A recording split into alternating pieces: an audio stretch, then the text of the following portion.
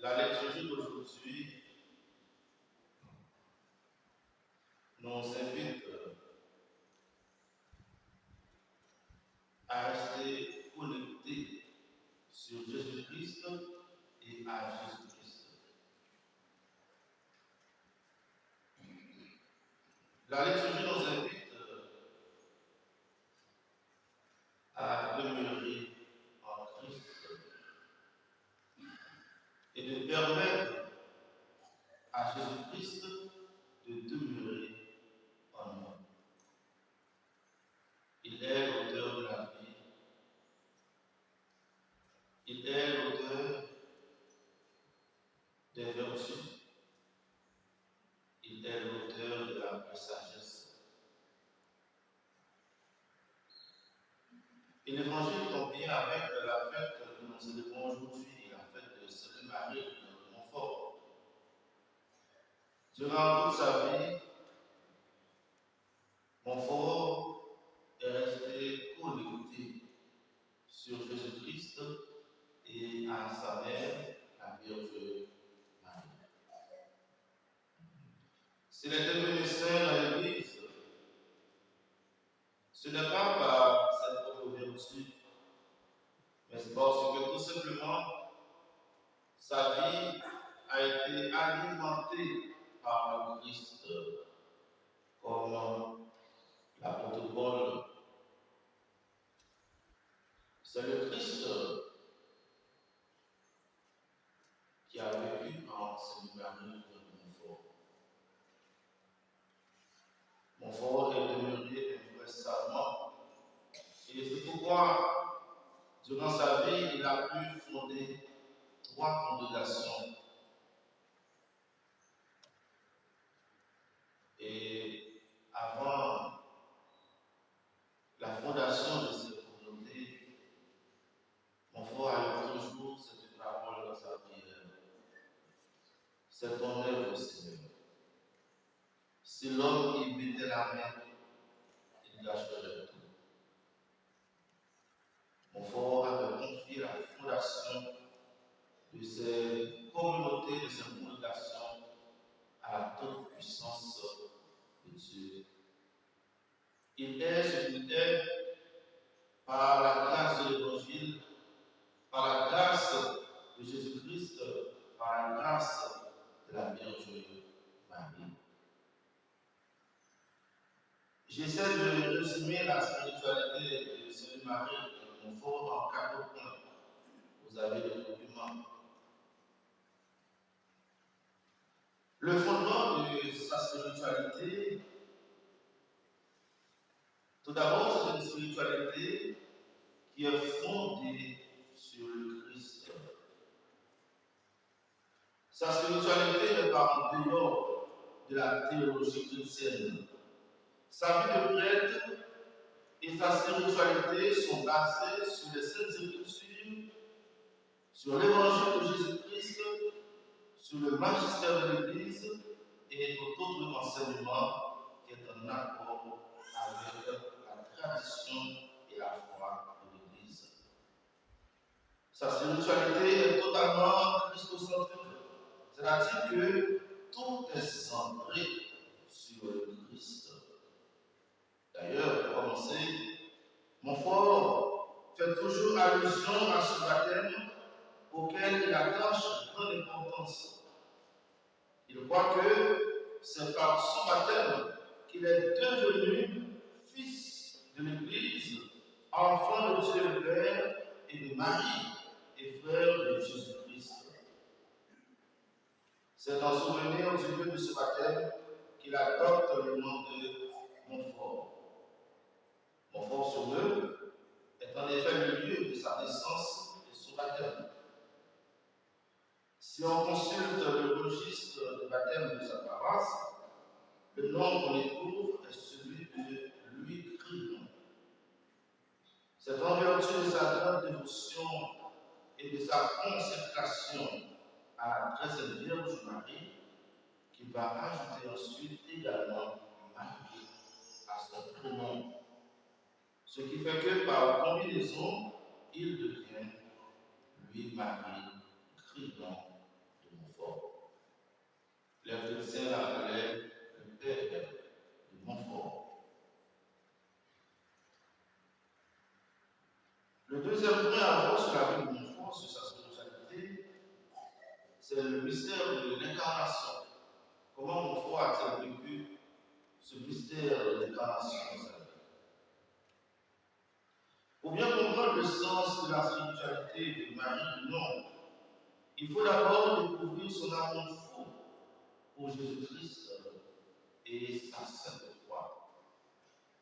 En référence à l'incarnation, Montfort attribue à Jésus le titre de sagesse éternelle et incarnée, devenu le titre de l'un de ses livres. Ensuite, il faut découvrir sa vraie dévotion à la Vierge Marie. Marie est le grand rôle de Dieu, dit-il, fait par le Saint-Esprit pour former au naturel un homme Dieu par l'union hypostatique et pour former un homme Dieu par la grâce.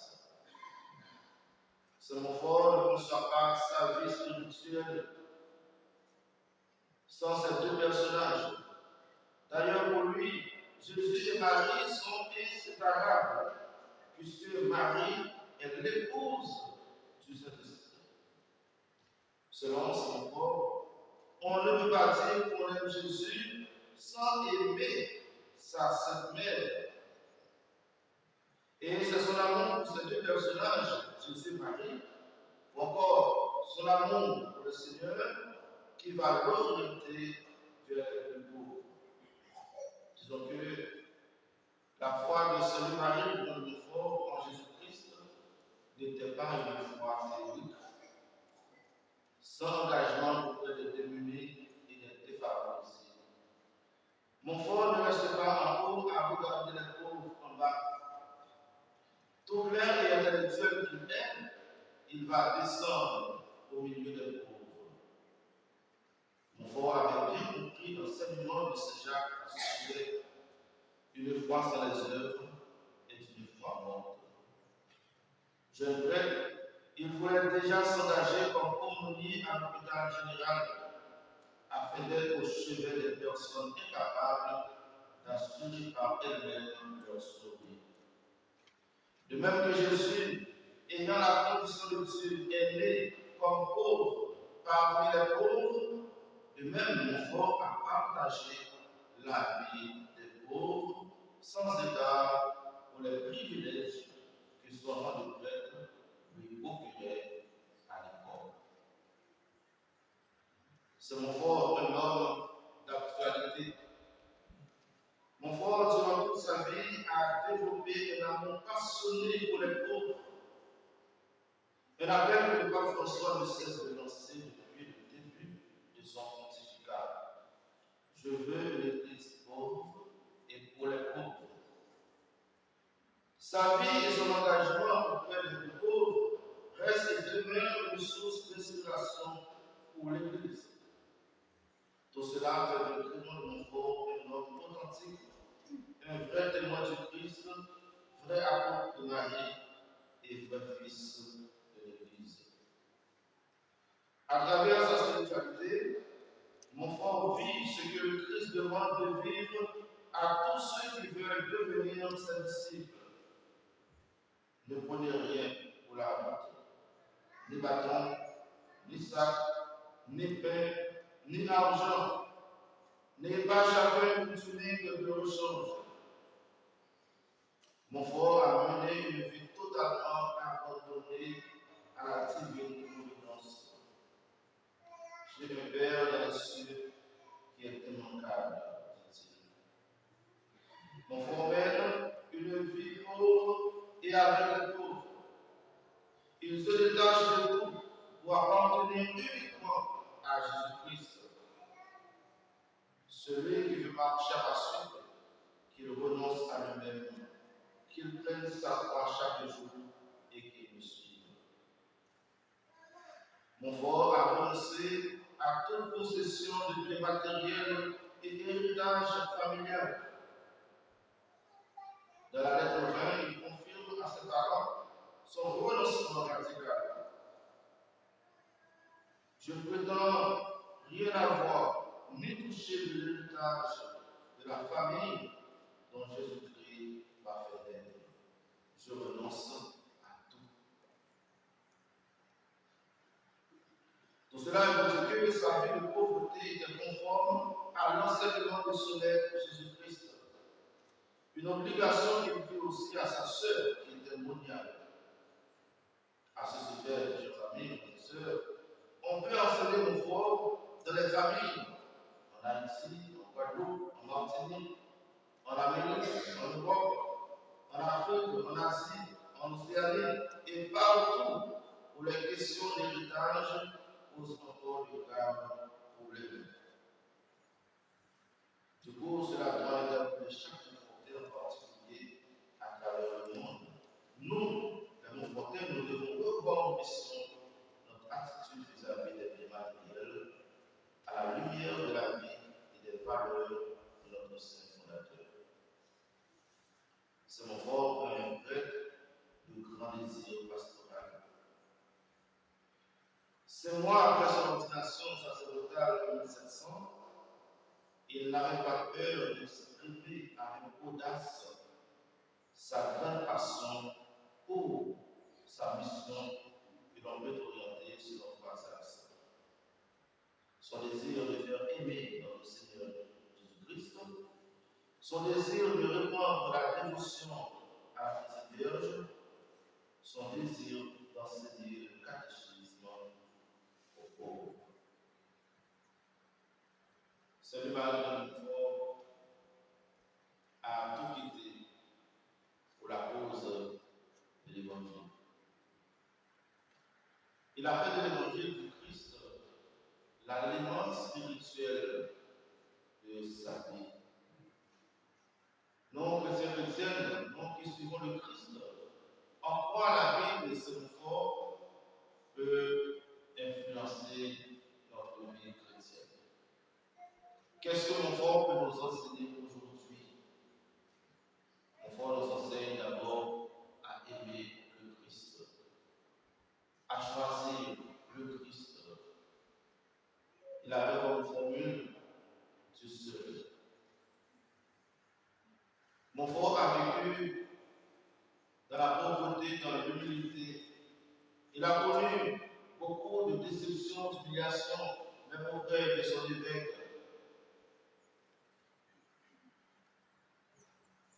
Montfort a été rejeté même par ses amis, par ses proches. Des gens sur qui il pouvait compter, eh bien, quand il était en situation difficile, ces gens ont pris le marque. Montfort peut influencer notre vie aujourd'hui dans cette question d'héritage. Quand nous appartenons au Christ, nous ne devons pas avoir un pied dans l'Église et un pied dans le monde. Nous devons tous subordonner à Jésus-Christ. Nos connaissances, nos biens matériels, nos savoirs et tout notre être. Jésus-Christ doit être notre boussole. L'évangile doit être notre repère. Un chrétien, une chrétienne ne doit pas concevoir sa vie sans l'évangile de Jésus-Christ. Mais très souvent, nous ne prenons pas assez de temps pour lire la parole de Dieu. Nous cherchons à nous connecter à d'autres tendances, à d'autres doctrines. Aujourd'hui, à travers les réseaux sociaux, nous avons des influenceurs, des hommes et des femmes qui influencent notre vie. Et tous les jours, au réveil, avant d'aller se coucher, il faut aller consulter ce qu'un tel a dit, qu'est-ce qu'un tel a publié aujourd'hui. Le Christ nous invite à demeurer en lui, à être de bons servants. Sans cet attachement à Jésus-Christ, passerons à côté de notre vie chrétienne. Nous devons savoir qu'est-ce que nous voulons. Moi, chrétien, qu'est-ce que je veux pour ma vie? Comment est-ce que je peux organiser ma vie autour de Jésus-Christ? Parce que nous avons des idées qui vont dans tous les sens. Le Christ nous invite à nous concentrer sur lui. C'est l'enseignement que ce matin nous lève aujourd'hui. De nous concentrer sur le Christ afin de produire le fruit de la foi. Nous allons demander à ce mari que nous sommes de nous inspirer son attachement à Jésus-Christ, son attachement à la Vierge Marie, pour que nous soyons les uns pour les autres de bons savants, c'est-à-dire de bons chrétiens, de bonnes chrétiennes, des hommes et des femmes qui sont prêts et prêtes à aider les autres à trouver Jésus-Christ.